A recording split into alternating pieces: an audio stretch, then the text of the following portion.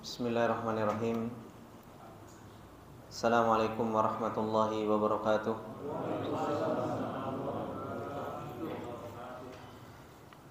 Innal hamdalillah nahmaduhu wa nasta'inuhu wa nastaghfiruh wa na'udzu billahi min shururi anfusina wa min sayyiati a'malina. May yahdihillahu fala mudhillalah wa may yudlil fala hadiyalah.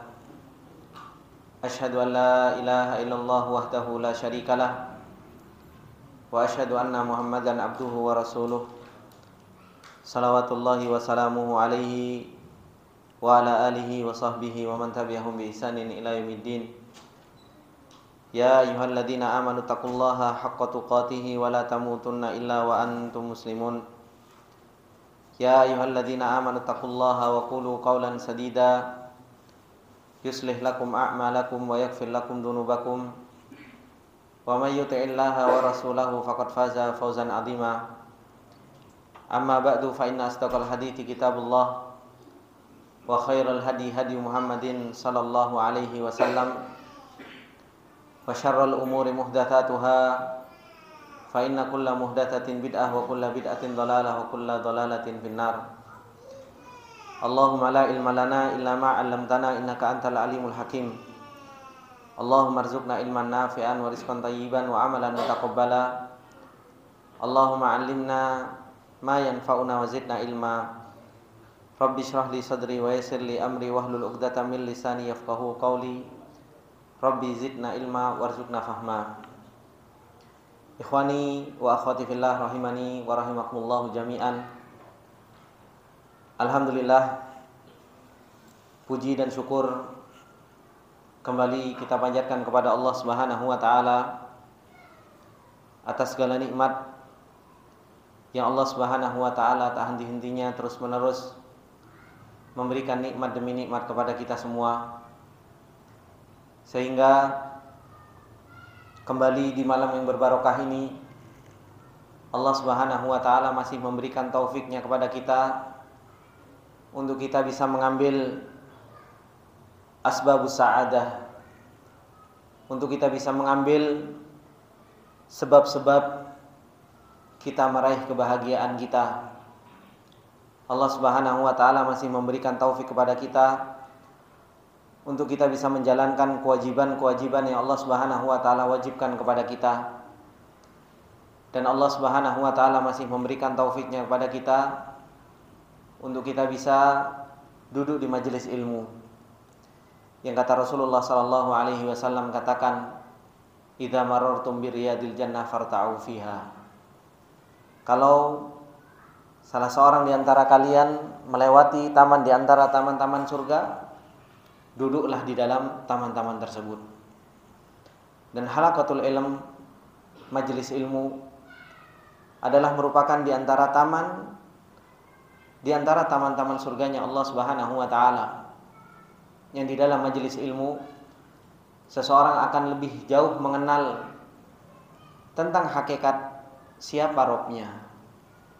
Seseorang akan jauh lebih mengenal tentang hakikat dirinya sendiri. Dan seseorang akan jauh lebih mengenal tentang hakikat perjalanan kita menuju Allah Subhanahu wa taala. Bapak-bapak, ibu-ibu yang dimuliakan oleh Allah Subhanahu wa taala. Insyaallah di dalam kesempatan yang berbarokah ini kembali kita akan membahas di antara nama-nama dan sifat-sifat Allah Subhanahu wa taala. Karena sesungguhnya Allah Subhanahu wa taala menurunkan Al-Qur'an. Allah Subhanahu wa taala mengutus seorang rasul. Dan Allah Subhanahu wa taala memperlihatkan ayat-ayatnya kepada kita agar Allah Subhanahu wa taala kita kenal. Agar betul-betul seorang hamba itu betul-betul bisa kenal dengan Allah Subhanahu wa taala. Jangan sampai kita menjadi hamba-hamba Allah Subhanahu wa taala yang kita nggak kenal dengan Rabb kita. Karena sesungguhnya orang-orang yang nggak kenal dengan Rabb-nya, mereka adalah orang-orang yang fasik. Makanya Allah Subhanahu wa taala firmankan di dalam ayatnya, "Wala takunu kalladzina nasullaha fa ansahum anfusahum ulaika humul fasikun." Kata Allah Subhanahu wa taala, dan janganlah kalian wala takunu menjadi wala takunu kalladzina nasullah, menjadi orang-orang yang mereka tidak kenal dengan Allah, lupa dengan Allah Subhanahu wa taala, sehingga Allah lupakan diri mereka sendiri. Ayat ini Bapak-bapak yang dimuliakan oleh Allah Subhanahu wa taala turun kepada siapa? Turun kepada senior hidayah. Ayat ini turun kepada senior hidayah. Siapa senior hidayah kita? Siapa senior hidayah? Hah? Senior hidayah kita siapa? Yahudi dan Nasoro, Pak. Yahudi dan Nasoro itu senior hidayah. Orang-orang Yahudi diturunkan kitab kepada mereka, diutus seorang rasul kepada mereka. Nasoro sama. Orang-orang Nasoro diberikan kitab kepada mereka, diutus seorang rasul kepada mereka. Tapi dengan adanya kitab, dengan adanya rasul, dengan adanya peringatan dari Allah Subhanahu wa taala, Yahudi dan Nasoro gagal di dalam meraih hidayah.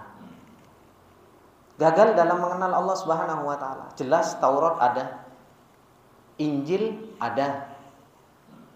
Nabi Musa, nabi-nabi setelah Nabi Musa alaihi salam sampai Nabi Isa alaihi salam datang kepada mereka, menjelaskan tentang hakikat hidayah dan menjelaskan tentang Allah Subhanahu wa taala.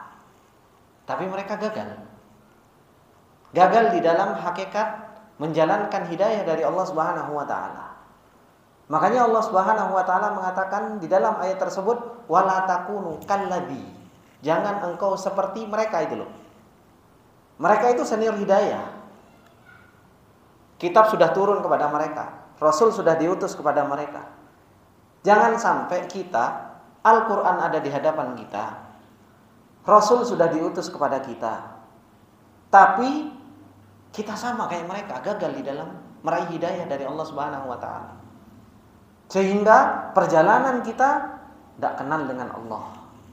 Perjalanan kita tidak kenal dengan hakikat. Bagaimana sih perjalanan kita menuju Allah? Sehingga kita nggak kenal terhadap diri kita sendiri. Makanya Allah Subhanahu wa taala banyak sekali, ikhwani wa akhwati fillah rahimani wa rahimakumullah jami'an. Di dalam Al-Qur'an Allah itu sering menceritakan tentang orang Yahudi. Bahkan kalau bapak-bapak mau tadabbur, cerita orang Bani Israel banyak atau enggak? Sangat banyak, Pak. Sangat banyak sekali cerita tentang Bani Israel di dalam Al-Qur'an. Baik itu Yahudi, baik itu Nasara. Dan sering Allah Subhanahu wa taala pun mengatakan wala takunu, dan jangan engkau seperti mereka. Wala takunu kalladzi, wala takunu kalladzi, wala takunu kalladzi. Seperti sering. Cuma terkadang kita itu membaca Al-Qur'an yang kita tahu bahwasanya Yahudi hanya membantai kaum muslimin. Yahudi hanya seperti ini. Yahudi hanya seperti ini. Tapi banyak di antara manusia, di antara kaum muslimin benar secara hati benci terhadap Yahudi, tapi gaya hidup mereka mengikuti gaya orang Yahudi. Sehingga gagal di dalam meraih hidayah yang Allah Subhanahu wa taala turunkan. Ikhwani wa akhwati fillah rahimani wa rahimakumullah jami'an. Maka oleh karena itu, dalam kesempatan yang berbarokah ini, hendaknya seseorang kesempatan-kesempatan untuk meraih hidayah, kesempatan-kesempatan untuk seseorang itu mendapatkan sebab-sebab kebahagiaan di dunia dan akhirat, seseorang itu harus betul-betul menggunakan dengan sebenar-benarnya. Dan insyaallah kembali kita akan membahas salah satu di antara nama-nama Allah Subhanahu wa taala agar kita betul-betul bisa mengagungkan Allah Subhanahu wa taala. Agar kita betul-betul bisa cinta kepada Allah Subhanahu wa taala. kita bisa takut kepada Allah, kita bisa betul-betul tawakal, menyerahkan diri, menyerahkan hidup kita kepada Allah Subhanahu wa taala. Bapak Ibu yang dimuliakan oleh Allah Subhanahu wa taala, termasuk di antara nama Allah Subhanahu wa taala yang Allah sering kenalkan kepada kita. Dan sebenarnya harusnya kita mengenal nama Allah Subhanahu wa taala ini di dalam kehidupan sehari-hari kita. Karena setiap harinya kita akan mengenal nama ini. Nama apa yang Allah Subhanahu wa taala kenalkan kepada kita? Allah Subhanahu wa taala mempunyai nama At-Tawwab. Allah Subhanahu wa taala mempunyai nama At-Tawwab. Apa At-Tawwab, Pak? Yang maha menerima taubat seorang hamba. Bahkan Allah Subhanahu wa taala ulang nama Allah Subhanahu wa taala At-Tawwab ini itu berkali-kali di dalam Al-Qur'an. Disebutkan oleh para ulama, Allah Subhanahu wa taala mengulang warada ismuhu subhanahu wa ta'ala At-Tawwab itu fi 11 ayat. 11 kali Allah Subhanahu wa taala mengulang-ulang bahwasanya Allah Subhanahu wa taala mempunyai nama At-Tawwab. Dan Allah Subhanahu wa taala banyak gandengkan nama Allah Subhanahu wa taala At-Tawwab ini dengan nama Allah Subhanahu wa taala Ar-Rahim. Sebagaimana Allah Subhanahu wa taala firmankan, fatalaqqa Adamu mir rabbih kalimatin fataba alaihi innahu huwat tawwabur rahim. Dialah Allah Subhanahu wa taala adalah zat yang maha menerima taubat seorang hamba, dan dialah Allah Subhanahu wa taala adalah zat yang maha pengasih. Begitu pula Allah Subhanahu wa taala terkadang sendirikan nama Tawwab ini. Sebagaimana Allah firmankan di dalam Surat An-Nasr, fasabbih bihamdi rabbika wastaghfir innahu kana tawwaba. Allah adalah zat yang maha menerima taubat seorang hamba. Bapak Ibu yang dimuliakan oleh Allah Subhanahu wa taala. Pagi tadi kita telah membahas sebuah tafsir firman Allah Subhanahu wa taala di dalam surat Yusuf. Wa ma ubarri'u nafsi innan nafsa la'ammaratun bis-su'i illa ma rahima rabbi inna rabbi ghafurur rahim. Kita ketahui bahwasanya jiwa manusia, hawa nafsu manusia itu selalu memerintahkan kepada yang namanya keburukan. Dan manusia selalu terjatuh terhadap yang namanya dosa. Sampai-sampai di dalam hadis qudsi Allah Subhanahu wa taala mengatakan, ya ibadi innakum tukhti'una bil-laili wan-nahar. Wahai hamba-hambaku, sesungguhnya engkau selalu berbuat salah. Kapan? Bil-laili wan-nahar. Di malam hari, di siang hari, manusia itu selalu berbuat dosa. Kita selalu terjatuh di dalam yang namanya kesalahan. Bahkan Rasulullah sallallahu alaihi wasallam mengatakan kullu bani Adam khata'. Setiap anak Adam itu selalu terjatuh di dalam yang namanya kesalahan. Seharusnya kesalahan-kesalahan yang ada pada diri kita, pagi harinya kita berbuat dosa, siang harinya kita berbuat dosa, sore harinya kita mungkin berbuat dosa, malamnya berbuat dosa. Hendaknya seseorang harusnya kenal dengan nama Allah Subhanahu wa taala At-Tawwab. Allah Subhanahu wa taala memberikan nama terhadap dirinya sendiri dengan nama At-Tawwab. Kenapa? Karena tahu hamba-hambanya itu adalah merupakan hamba-hamba yang berdosa. Makanya disebutkan oleh Imam Az-Zujaji bahwasanya nama Allah Subhanahu wa taala At-Tawwab itu dari kata fa'al. Dari kalimat yang menunjukkan mubalaghah. Menunjukkan mubalaghah. Kenapa? Karena seringnya memberikan taubat kepada seorang hamba.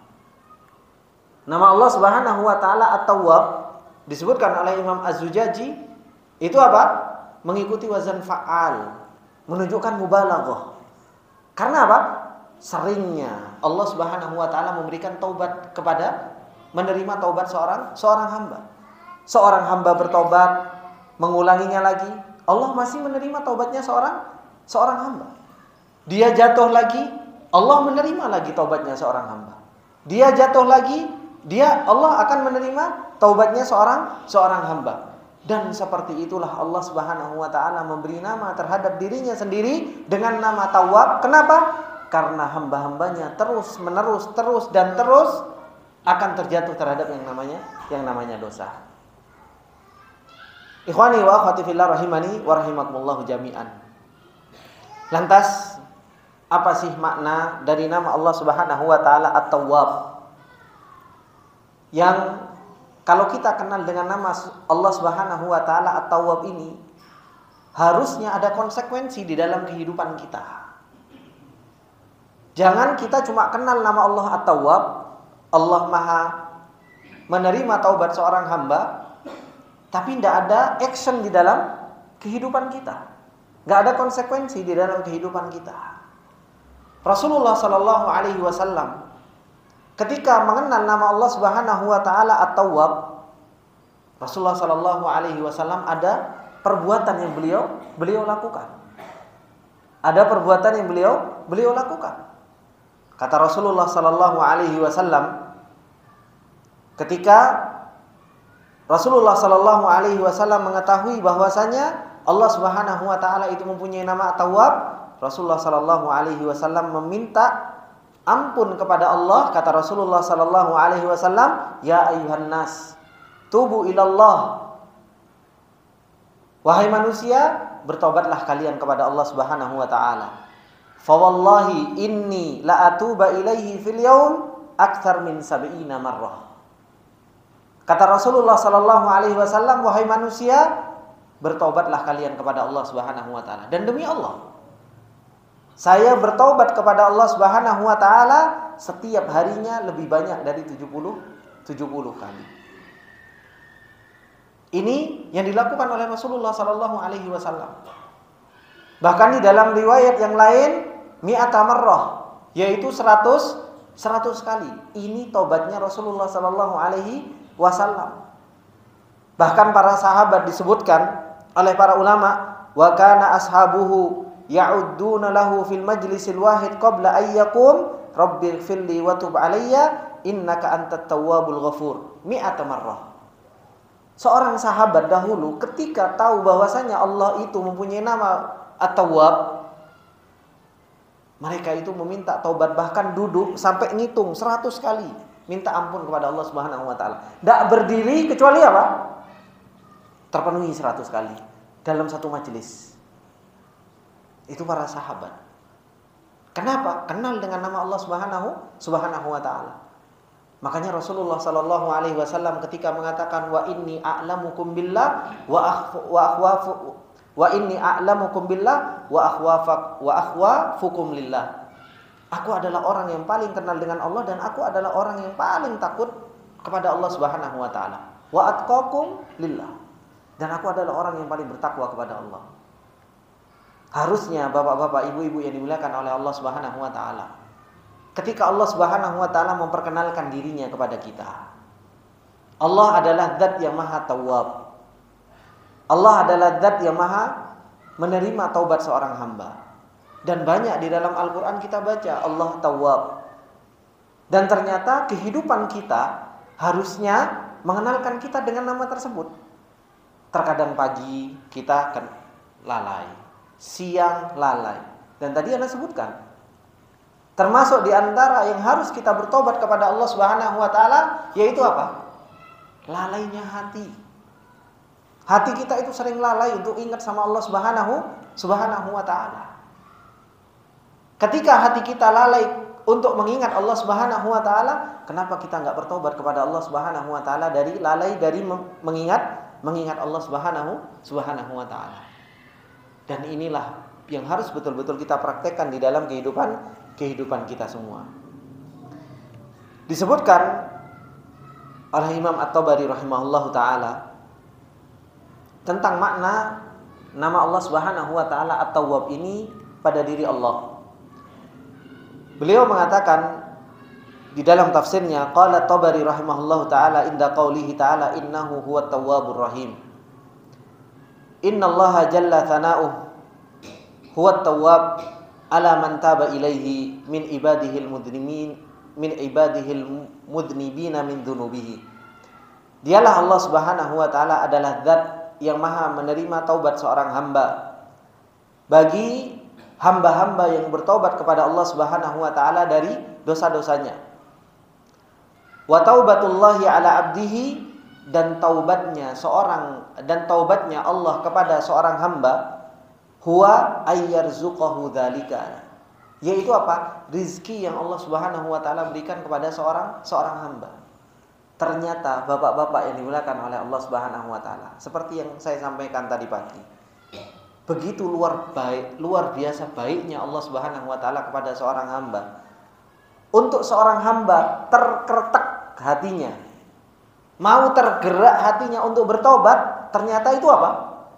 Rizki dari Allah.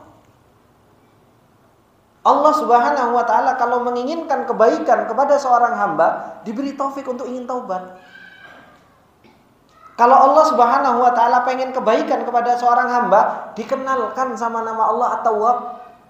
Kita alhamdulillah sekarang dikenalkan oleh Allah Subhanahu wa taala dengan nama Tawwab. Ini sudah pintu kebaikan yang Allah Subhanahu wa taala bukakan untuk kita.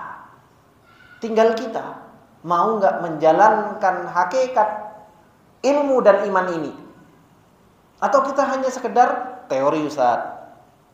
Yang penting saya sudah kenal dengan nama Allah Subhanahu wa taala At-Tawwab. Atau kita mau menjalankan, karena apa? Allah sudah bukakan satu pintu. Ketika kita kenal dengan nama Allah Subhanahu wa taala At-Tawwab, pasti ada gerakan pengen untuk bertaubat kepada Allah Subhanahu wa taala.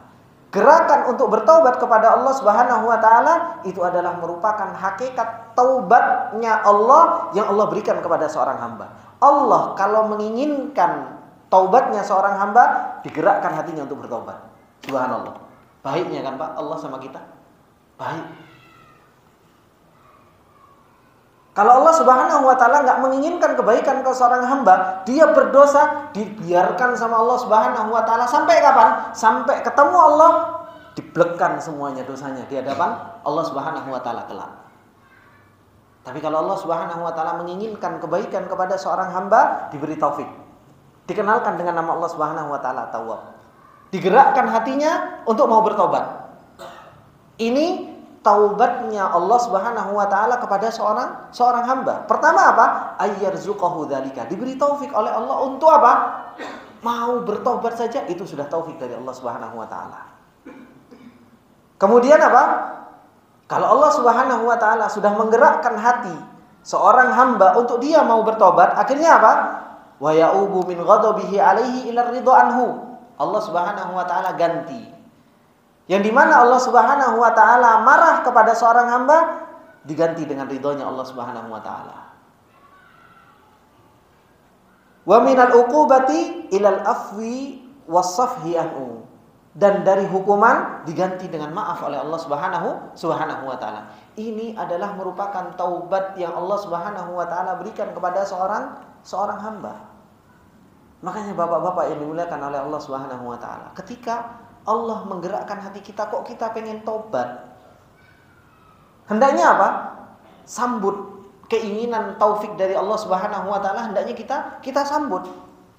Karena kalau kita sambut, kita bertobat kepada Allah Subhanahu wa taala dan taubat kita diterima oleh Allah Subhanahu wa taala, kita akan diberi taufik oleh Allah Subhanahu wa taala untuk taubat lagi. Ketika taubat kita diterima oleh Allah Subhanahu wa taala, diberi taufik oleh Allah Subhanahu wa taala untuk bertobat lagi dan terus menerus seperti itu. Makanya dikatakan oleh para ulama. Bahwasanya apa? Ibnu Qayyim rahimahullah taala mengatakan apa? Wa manzilatut taubah, dan kedudukan taubah. Awwalul manazil wa awsatuha wa akhiruha. Kedudukan taubat itu, bapak-bapak yang dimuliakan oleh Allah, itu di awal, di tengah, dan di akhir. Ini yang disebutkan oleh Ibnu Qayyim rahimahullah ta'ala. Kedudukan taubat itu harus di awal, di tengah, di akhir. Tidak ada seseorang itu ngerasa tidak butuh terhadap yang namanya taubat. Seorang itu betul-betul harus bertobat kepada Allah Subhanahu wa taala di awalnya, di tengahnya, di akhirnya. Fala yufariquhul abdu as-salik wala yazalu fihi ilal mamat. Tidak bisa terputus Pak untuk bertobat kepada Allah Subhanahu wa taala bagi orang yang mereka masih berada di dalam perjalanan menuju Allah, itu enggak akan pernah terputus dari yang namanya taubat. Wala yazalu fihi, dan dia terus-menerus akan bertobat kepada Allah ilal mamat, sampai dia menemui yang namanya kematian. Kalau dia sudah pindah ke negeri akhirat, maka selesai taubatnya. Fattaubah hiya bidayatul abdi wa nihayatuhu. Maka taubah itu dari awal seorang hamba sudah diberi taklif oleh Allah Subhanahu wa taala sampai seseorang itu meninggal dunia, seseorang itu harus terus bertaubat kepada Allah Subhanahu wa taala. Bapak-bapak, ibu-ibu yang dimuliakan oleh Allah Subhanahu wa taala. Allah Subhanahu wa taala mengatakan di dalam ayatnya, "Wa tubu ilallahi jami'an ayyuhal mu'minun la'allakum tuflihun."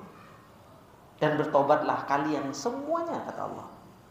Wa tubu ilallahi jami'an ayyuhal mu'minun, wahai orang-orang beriman, la'allakum tuflihun, la'alla, supaya kalian menjadi orang yang beruntung.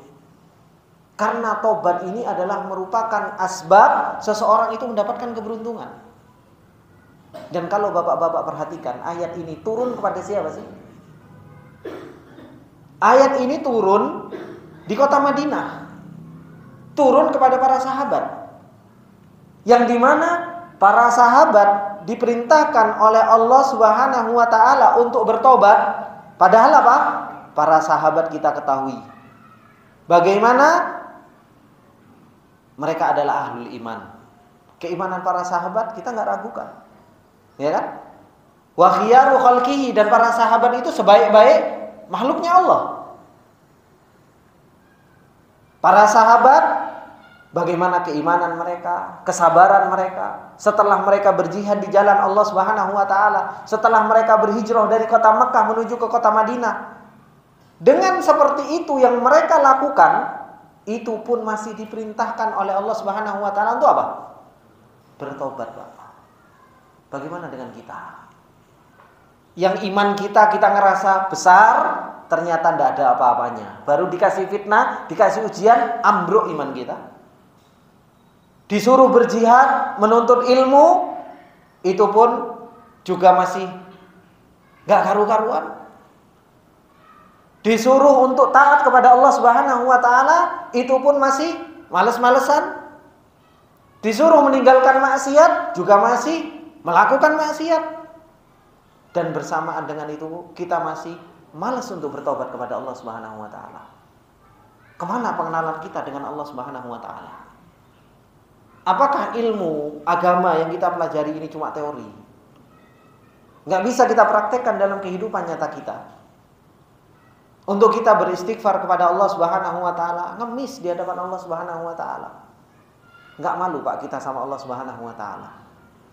Allah Subhanahu wa taala turun sepertiga malam terakhir. Ya kan? Allah Subhanahu wa taala menawarkan ampunan. Terkadang apalagi di musim-musim sekarang, di zaman sekarang. Ya kan? Hari-hari ini orang mampu untuk melihat bola sampai tengah malam, bangun untuk, ya Allah, ampunilah dosa saya ya Allah. Gak bisa. Sudah gitu ngerasa bahwasanya dirinya adalah ahlu surga. Ngerasa bahwasanya dirinya adalah orang yang paling baik. Coba, mau bawa apa kita di hadapan Allah Subhanahu wa taala? Apakah ini yang namanya iman yang besar? Coba tanyakan pada hati kita masing-masing. Apakah ilmu din, ilmu agama yang kita pelajari, yang selama ini selalu membentuk zahir kita? Ya kan? Kita itu belajar ilmu agama yang terbentuk hanya zahirnya saja. Jenggotan, Masya Allah, ya kan? Cingkrang, istrinya ditutupi, alhamdulillah secara zahir. Tapi bisa nggak ngerubah hati kita? Bisa nggak ngerubah hati kita untuk betul-betul apa? Bisa mengagungkan Allah Subhanahu wa taala. Karena ilmu ini Bapak-bapak yang dimuliakan oleh Allah bukan hanya merubah zahir. Coba antum perhatikan bagaimana Rasulullah sallallahu alaihi wasallam merubah para sahabat. Yang dirubah bukan zahirnya, batinnya. Yang dulu mengagungkan selain Allah jadi mengagungkan Allah. Yang dulunya cinta selain Allah jadi cinta kepada Allah. Yang dulunya tawakal kepada selain Allah, tawakal kepada Allah. Yang dulunya seperti ini, semua urusan hati. Kalau cuma kita katakan bahwasanya belajar ilmu agama cuma menjadikan kita berubah secara dohir, tapi hatinya tetap gak karu-karuan, ngopo gitu.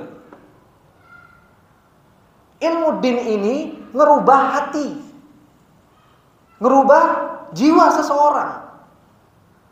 Makanya pengenalan kita kepada Allah Subhanahu wa taala itu harus ngefek, Pak. Kalau kita kenal sama Allah Subhanahu wa taala kok enggak ngefek ke dalam hati kita enggak bisa cinta sama Allah, kita enggak bisa mengagungkan Allah, kita enggak bisa tawakal sama Allah, untuk bertaubat kepada Allah kita juga masih malas-malesan. Untuk minta ampun sama Allah Subhanahu wa taala malas-malesan. Pertanyaan paling besar, ilmu kita ilmu nafi' atau ilmu ghairun nafi'? Ilmu kita itu bermanfaat atau enggak? Kalau ilmu yang bermanfaat, makanya Rasulullah sallallahu alaihi wasallam berdoa, Allahumma inni a'udzubika min ilmin la yanfa'. Ya Allah, aku berlindung kepadamu dari ilmu yang tidak bermanfaat. Kalau ilmu itu enggak bermanfaat, akhirnya apa? Wa min qalbin la yakhsha. Enggak jadikan hati itu benar. Karena kalau ilmu itu bermanfaat, akan menjadikan hati seseorang itu benar. Yang dirubah oleh ilmu itu, Pak, batin. Betapa banyak orang kan sekarang, Masya Allah Ustaz, hijrah. Hijrahnya hijrah apa? Hijrah dohir. Makanya Ibnu Qayyim rahimahullah ta'ala begitu luar biasa ketika beliau membahas tentang masalah hakikatul hijratu ilallahi wa rasulih. Hakikat hijrah kepada Allah dan Rasulnya. Beliau bicara tentang masalah hakikat hijrah kepada Allah dan Rasulnya di dalam kitab Risalah Tabukiyah, yang dibicarakan tentang apa? Tentang hati. Bahwasanya ilmu itu akan merubah betul-betul orang itu hijrah kepada Allah dan Rasulnya, hatinya yang akan berubah. Yang awalnya dulu nggak mengagungkan Allah, jadi mengagungkan Allah. Cintanya kepada selain Allah, akhirnya menjadi cinta kepada Allah Subhanahu wa taala. Ini Bapak-bapak yang dimuliakan oleh Allah Subhanahu wa taala. Maka inilah hakikat taubat. Kita kenal dengan Allah Subhanahu wa taala untuk dengan nama Allah Subhanahu wa taala At-Tawwab agar apa? Agar kita menjadi orang-orang yang bertaubat kepada Allah Subhanahu wa taala. Rasulullah sallallahu alaihi wasallam bertaubat. Para sahabat bertaubat sampai disebutkan bahwasanya ketika Allah Subhanahu wa taala menurunkan surat An-Nasr, idza jaa nasrullahi wal fath wa ra'aitan nasa yadkhuluna fi dinillahi afwaja fasabbih bihamdi rabbika wastaghfir innahu kana tawwaba. Para sahabat itu betul-betul setiap waktunya berusaha untuk bertobat kepada Allah dan beristighfar kepada Allah Subhanahu wa taala. Sekarang waktu kita lebih banyak apa, Pak? Kalau enggak ngobrolin orang, ngerumpiin orang, gibahin orang, ya kan? Nonton gibah, nonton enggak karu-karuan. Kenapa enggak dihabiskan untuk istighfar? Kenapa enggak dihabiskan untuk bertaubat kepada Allah Subhanahu wa taala? Benar kata Allah Subhanahu wa taala, ya ibadi innakum tukhti'una bil-laili wan-nahar. Wahai hambaku, engkau itu selalu berbuat salah. Innakum tukhti'una, pakai fi'il mudhari'. Faedahnya apa? Terus-menerus. Bahwasanya kita itu memang terus-menerus punya salah. Kita punya salah kepada Allah, kita punya salah kepada manusia, punya salah ke tetangga. Coba minta ampun kepada Allah Subhanahu wa taala. Waktu-waktu yang Allah Subhanahu wa taala berikan kepada kita, gunakan untuk kita meminta ampun kepada Allah Subhanahu wa taala. Dan banyak waktu yang Allah Subhanahu wa taala berikan kepada kita. Kemudian ikhwani wa akhwati fillah rahimani wa rahimakumullah jami'an. Ibnu Qayyim rahimahullahu taala tadi ketika menyebutkan bahwasanya hakikat taubatnya Allah Subhanahu wa taala kepada seorang hamba, beliau katakan di dalam kitab Nuniyahnya, wa kadzalika at-tawwabu min awsafihi wat taubu fi awsafihi naw'ani idzan bi taubati abdihi wa qabuliha ba'dal matabi bimannatil manani. Ibnu Qayyim rahimahullahu taala ketika berbicara tentang nama Allah Subhanahu wa taala At-Tawwab dan berbicara tentang taubatnya Allah Subhanahu wa taala kepada seorang hamba, beliau mengatakan bahwasanya taubatnya seorang hamba itu mahfufatun bi taubatin minallahi taala 'alaiha qablaha. Jadi Allah Subhanahu wa taala kalau menginginkan kebaikan bagi seorang hamba, kata Ibnu Qayyim, itu apa? Dia akan diberi taufik dulu untuk dia ada keinginan bertaubat kepada Allah. Kemudian apa? Wa taubatun tsaniyah minhu 'alaihi qabulan wa ridwan. Setelah seorang hamba itu ada keinginan untuk bertobat, ini Allah kalau ingin memberikan taubat kepada seorang hamba, mau menerima taubat seorang hamba, diberi taufik. Akhirnya dia bertobat kepada Allah. Setelah dia bertobat kepada Allah, menunjukkan Allah itu menerima, kata Ibnu Qayyim rahimahullah taala, wa taubatun tsaniyah. Dia akan bertobat kembali untuk yang kedua kalinya. Minhu 'alaihi qabulan wa ridwan. Dan terus seperti itu, semakin taubat kita diterima oleh Allah Subhanahu wa taala, terus kita akan bertobat kepada Allah. Terus ini seperti halnya rantai, Pak. Seperti halnya rantai yang sambung menyambung. Taubat kita diterima, kita akan bertobat lagi. Taubat kita diterima, terus seperti itu. Makanya hendaknya seseorang itu harus sesering mungkin untuk dia bertobat kepada Allah Subhanahu wa taala.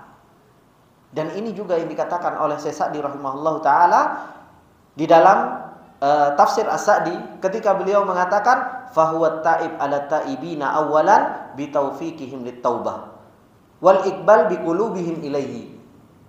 Wa huwa ta'ib 'ala ta'ibina ba'da taubatihim qabulan laha wa afwan an khotoyahum. Ini juga yang disebutkan oleh Syekh Sa'di rahimahullahu taala. Allah kalau pengen memberikan ampunan kepada seorang hamba, diberi taufik untuk bertaubat kepada Allah. Setelah dia bertaubat kepada Allah, dia akan bertaubat lagi sebagai bentuk apa? Penerimaan dari Allah Subhanahu wa taala.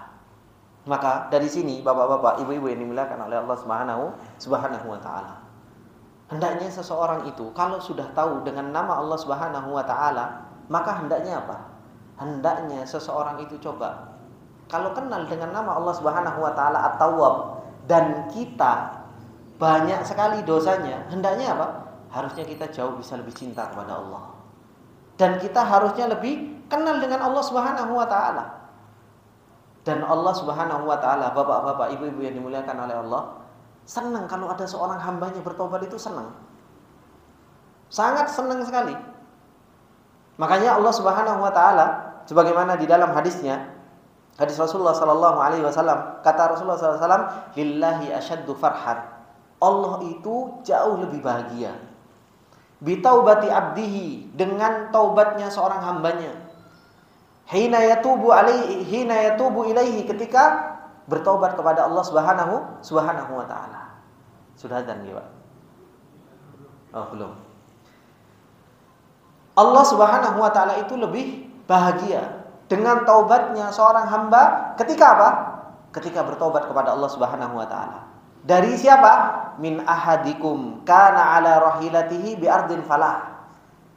Ketika ada seorang, kata Rasulullah sallallahu alaihi wasallam, ada seorang hamba, dia berada di tengah-tengah padang pasir, dia naiki tunggangannya, untanya, yang dimana untanya ini bersama untanya makanannya, minumannya, semua bekal itu ada di untanya, fanfalatat, dan untanya kabur. Untanya kabur dari orang tersebut. Semua perbekalan ada di unta tersebut. Gimana orang yang seperti ini, Pak? Orang yang seperti ini sudah di tengah padang pasir, makanannya, minumannya, sudah perbekalan semua di situ, mau minta tolong sama siapa? Mungkin bapak-bapak padang pasir nggak pernah ya, tapi kalau saya pernah merasakan padang pasir. Monggo, silakan adzan dulu, Pak.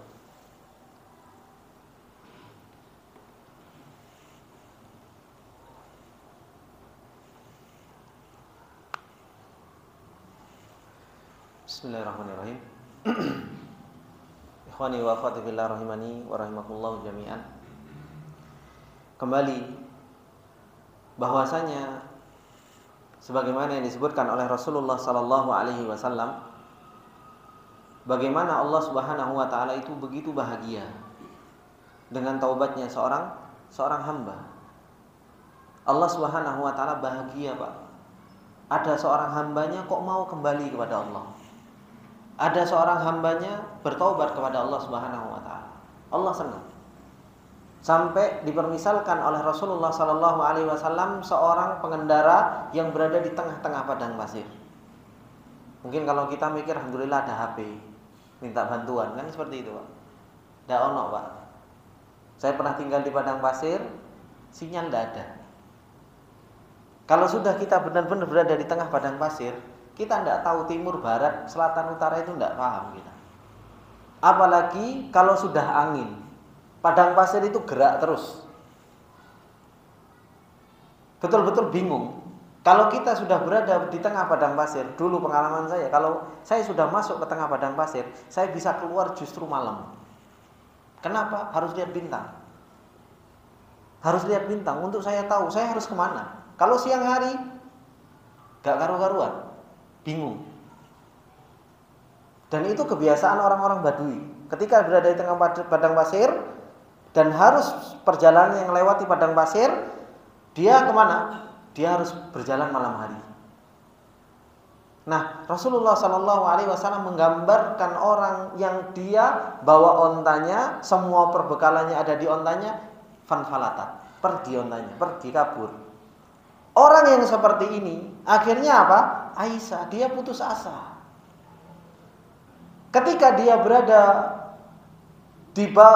duduk dan dia diam karena sudah putus asa, tidak ada yang bisa diharapkan, ternyata ontanya apa?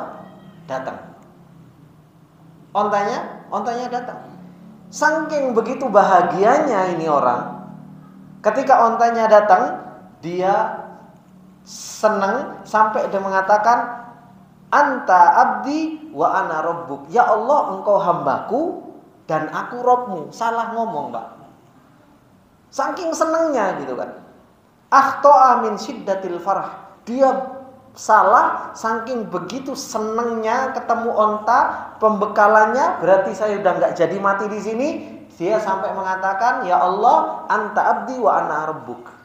Wahai Allah, engkau hambaku dan aku Rabbmu. Salah ngomong. Saking begitu sangat senangnya. Nah, ternyata Allah jauh lebih senang daripada orang yang seperti ini dengan taubatnya seorang hamba. Kalau kita banyak dosa dari pagi, siang, sore, malam, dosa kita banyak, Allah ngasih kesempatan. Sepertiga malam, aina ibadi, mana hamba-hambaku? Man yastaghfiruni? Man sa'alani? Allah nawarkan diri, Pak. Sepertiga malam. Allah nawarkan dirinya turun ke langit dunia, hambanya subhanallah ngorok, ada yang tidur, wis gak karu-karuan. Harusnya malu, Pak, kita sama Allah. Harusnya tumbuh cinta, tumbuh malu sama Allah. Kita ini dari pagi wis gak ingat sama Allah, salah banyak, nikmat yang Allah berikan kepada kita itu begitu banyak. Giliran Allah Subhanahu wa taala ngasih kesempatan, ayo tobato.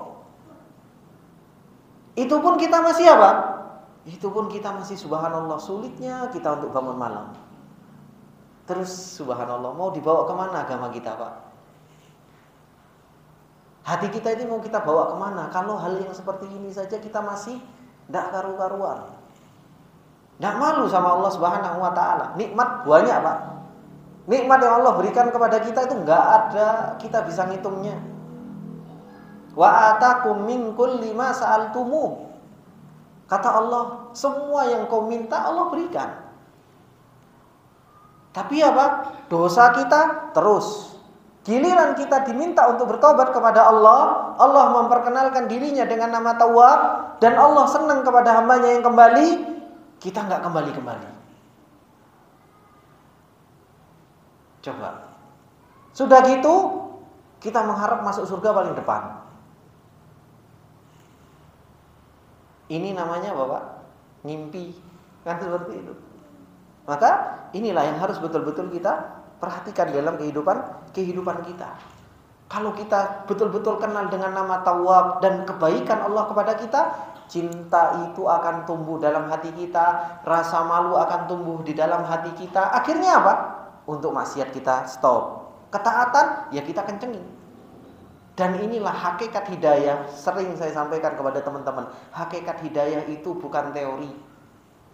Hakikat hidayah itu amal. Orang mendapatkan hidayah itu kapan, Pak? Kalau dia bisa beramal.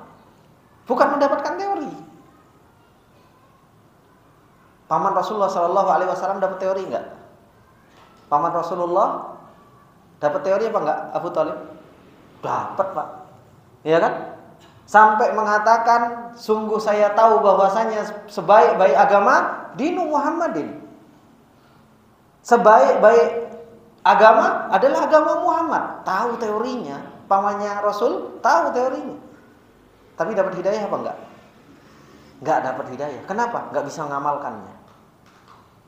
Enggak bisa mengucapkan asyhadu an la ilaha illallah. Kalau teori kita numpuk, tapi ternyata kita enggak bisa mengamalkannya, pada hakikatnya kita belum dapat hidayah. Makanya hidayah itu bukan teori. Mau kita kenal sunnah secara teori, kalau kita belum bisa mengamalkannya dalam kehidupan kita, pada hakikatnya kita belum dapat hidayah. Makanya hidayah itu amal. Hidayah itu apa? Amal. Kita bisa beramal, kita bisa bertobat, kita bisa mengagungkan Allah, kita bisa cinta sama Allah, kita bisa ngaji, kita bisa sholat. Itulah hakikat hidayah. Bukan hanya sekedar teori yang numpuk di kepala kita, tapi kita nggak bisa mengamalkannya. Itu bukan dapat hidayah. Justru itu yang akan kita pertanggungjawabkan nanti di hadapan Allah Subhanahu wa taala. Kemudian, ikhwani wa akhwati fillah rahimani wa rahimakumullah jami'an. Ternyata taubat ini adalah ibadah.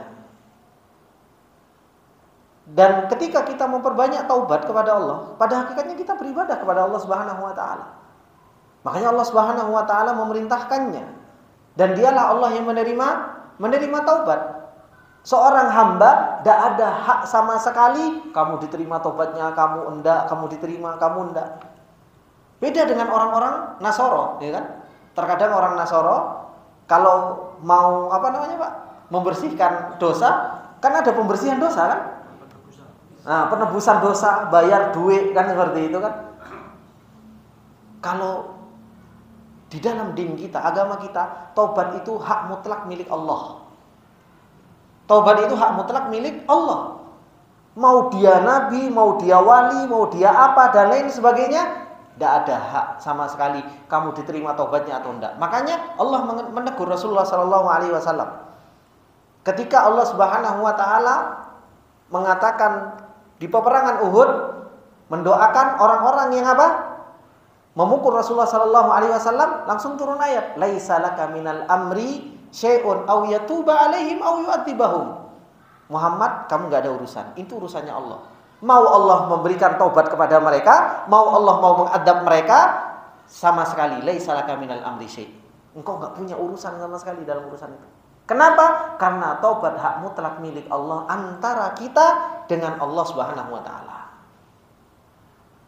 Maka seorang hamba tidak usah menghukumi orang lain. Ketika orang lain seumpamanya, kita terkadang bapak-bapak yang dimuliakan oleh Allah Subhanahu wa taala, kita melihat orang lain berbuat dosa. Tapi terkadang kita nggak pernah melihat dia bertobat kepada Allah. Ya kan? Maka jangan suka mengecilkan orang yang berbuat dosa.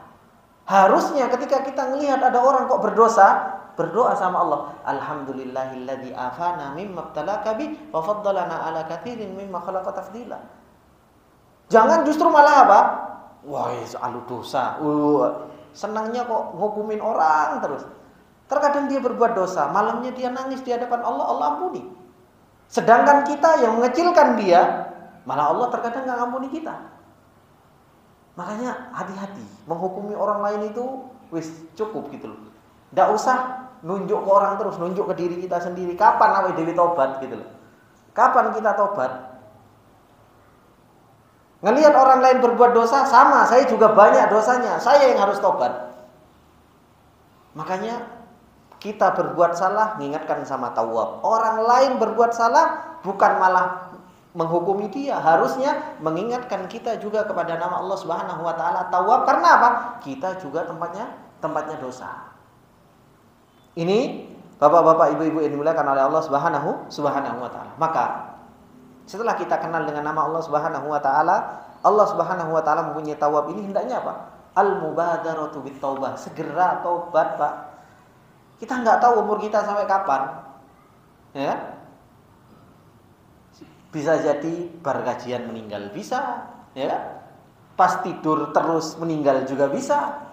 Coba bersegera untuk bertobat kepada Allah Subhanahu wa taala. Karena kapan lagi kita mau bertobat? Jangan sampai ada perkataan dulu masih muda saya, Pak. Kayak saya sudah tua saja. Dulu biasanya anak-anak muda itu ngomong, masih muda, menikmati masa muda, nanti tobatnya kalau sudah tua gitu. Kematian tidak kenal masa tua, masa muda. Taubat itu seperti yang dikatakan oleh Ibnu Qayyim, di awal, di tengah, di akhir. Taubato. Terus bertobat kepada Allah Subhanahu wa taala. Makanya termasuk di antara faedah pergantian siang dan malam, itu apa? Ketika kita di siang hari berbuat dosa, kita ada zikir sore kan? Ada sayyidul istighfar. Allahumma inni abduk, kan seperti itu. Ada sayyidul istighfar. Wala yaghfiru dzunuba illa anta faghfirli. Ketika di pagi harinya mungkin kita berbuat dosa di malam hari, kita zikir pagi, minta ampun lagi sama Allah Subhanahu wa taala. Kita minta ampun itu pagi, sore, siang, malam, jangan pernah putus. Karena kita nggak tahu kapan umur kita dipanggil oleh Allah Subhanahu wa taala. Dan di sana ada syarat-syarat taubat yang disebutkan oleh para ulama. Syarat-syarat taubat yang disebutkan oleh para ulama menjadi taubatun nasuha, salah satunya apa? Dia harus meninggalkan dosa tersebut. Kemudian apa? Azam untuk tidak mengulanginya lagi. Kemudian yang ketiga, nyesel. Dia telah terjatuh dalam dosa tersebut. Terkadang subhanallah taubatnya taubat sambel gitu kan. Tahu taubat sambel ya, Pak? Baru makan sambel, tahu kalau pedes pengen nyoba lagi. Terkadang gitu juga. Orang berbuat dosa, subhanallah, tahu, Allah ya Allah, saya kok gibah gitu kan. Tapi kok enak gibah kan? Ngomongin orang itu kok enak gitu kan? Astagfirullah. Itulah terkadang ada orang dia bertobat tapi hatinya masih pengen melakukan nanti. Oh, saya sekarang tobat, tapi besok tak ulangi lagi. Itu bukan taubatan nasuha itu. Belum bertobat sudah pengen melakukan dosa lagi. Maka seorang disebut sudah melakukan taubatan nasuha sebagaimana yang disebutkan oleh para ulama, yaitu apa? Berhenti, stop dari dosa tersebut. Nyesel sudah masuk di dalam dosa tersebut. Dan yang ketiga, al-azm. Namanya azm itu keinginan kuat. Nah, salah satu keinginan kuat yaitu apa? Tinggalkan lingkungan yang dia adalah merupakan lingkungan yang jelek. Seperti halnya yang terjadi kepada orang yang bunuh 99 orang. Dia datang, saya sudah membunuh 99 orang. Apakah ada tobat? Tidak ada, dibunuh sekalian. Akhirnya dia datang ke satunya lagi, saya pengen bertobat. Ada. Caranya gimana? Tinggalkan kampungmu. Pergilah hijrah ke tempat yang lebih bagus. Nah, itu azam. Kekuatan untuk pengen berubah itu harus ada. Tapi kalau kita bertobat kepada Allah Subhanahu wa taala, tapi kok kita masih di lingkungan-lingkungan yang sama, teman juga masih yang sama, gimana kita mau punya azam keinginan kuat untuk kita bertobat kepada Allah kalau lingkungannya masih seperti itu, keadaannya teman-temannya juga masih seperti itu. Maka ini ikhwani wa akhwati billah rahimani wa rahimakumullah jami'an. Maka sebagaimana yang dikatakan oleh para ulama, faghayatu kulli mu'minin hiya taubah. Inti titik terakhir bagi seorang hamba itu adalah merupakan bertobat kepada Allah Subhanahu wa taala. Sebagaimana Allah firmankan di dalam surat Al-Ahzab, Bapak bisa buka, wa yatuballahu 'alal mu'minina wal mu'minat. Itu inti terakhir bagi seorang hamba, bagaimana seorang hamba itu bertemu dengan kematian dalam keadaan bertobat kepada Allah dan dalam keadaan tobatnya diterima oleh Allah Subhanahu wa taala. Ini sedikit yang bisa Ana sampaikan berkaitan dengan nama Allah Subhanahu wa taala At-Tawwab, dan ini semoga menjadikan kita semakin mudah untuk kita beristighfar, meminta ampun kepada Allah Subhanahu wa taala dan mengisi waktu-waktu kita untuk kita apa? Bertaubat dan beristighfar kepada Allah Subhanahu wa taala. Subhanakallahumma bihamdika asyhadu an la ilaha illa anta astaghfiruka wa atubu ilaik. Assalamualaikum warahmatullahi wabarakatuh.